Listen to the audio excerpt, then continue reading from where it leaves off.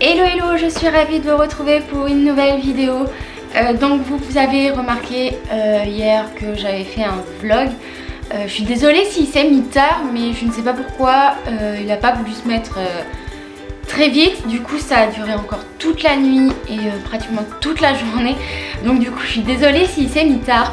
Mais du coup voilà, donc, comme vous avez pu le remarquer, j'ai voulu faire un tour donc au Téléthon pour pouvoir filmer cette vidéo aujourd'hui.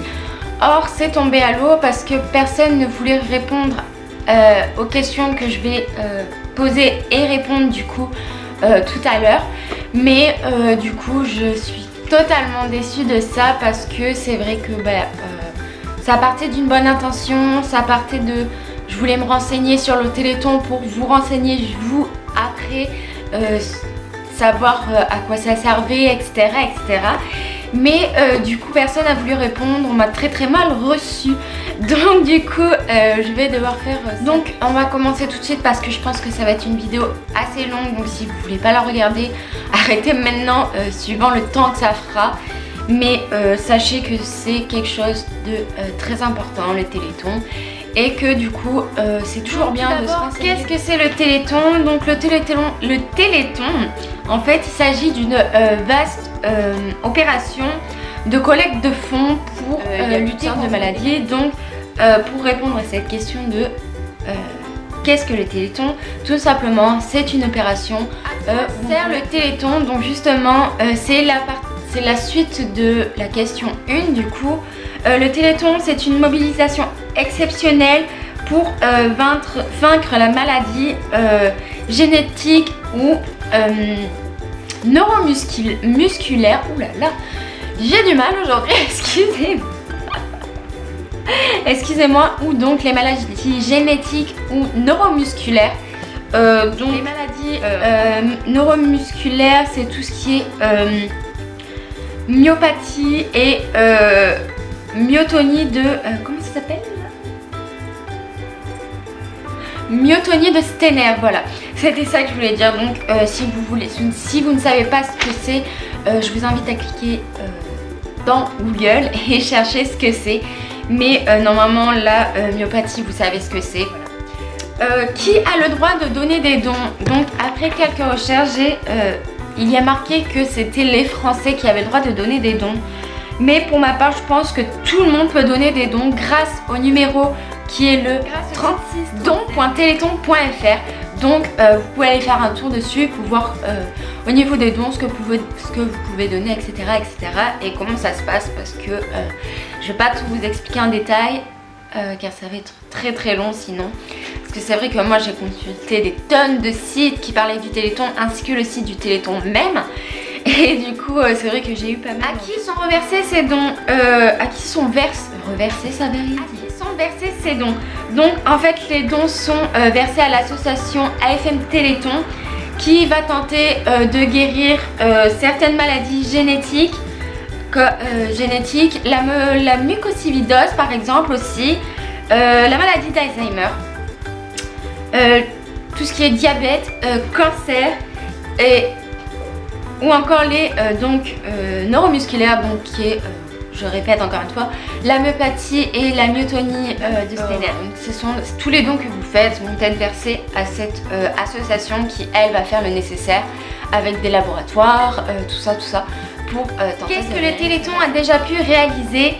Donc là j'ai fait mes recherches et j'ai trouvé pas mal de trucs. Moi je vous ai pris 3 exemples. Grâce au Téléthon et à vos dons, par exemple pour la mucoviscidose, il y a une espérance de vie qui était à la base de 15 ans et passée aujourd'hui à 50 ans. Donc ça c'est juste waouh. Passer de 15 ans à 50 ans, c'est juste miraculeux franchement pour moi. C'est quelque chose que franchement la mucoviscidose c'est quelque chose de très horrible.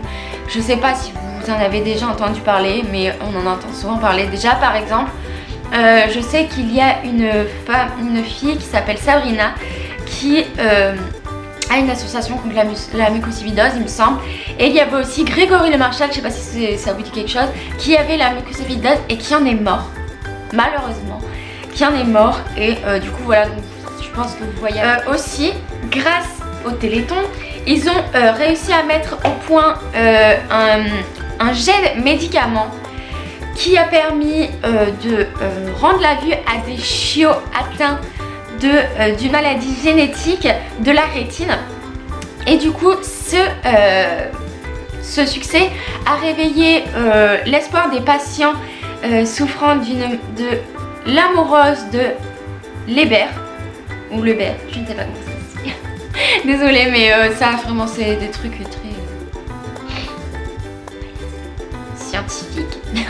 Donc du coup je suis pas trop là-dedans. Mais c'est vrai que c'est l'amoureuse de Leber, si vous voulez, c'est une maladie génétique rare qui se traduit par une cécité. Donc si vous voulez en savoir plus, allez chercher sur internet. Parce que franchement, je pense que c'est des trucs toujours bons à savoir, toujours bons à connaître. Ça fait des connaissances en plus, donc voilà.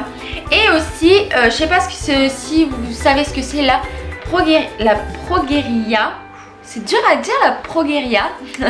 La progeria, donc c'est une maladie génétique rare qui provoque un vieillissement accéléré avec une espérance de vie de 14 ans. Donc je sais pas si vous connaissez le film de Benjamin Button, c'est l'incroyable histoire de Benjamin Button ou un truc comme ça.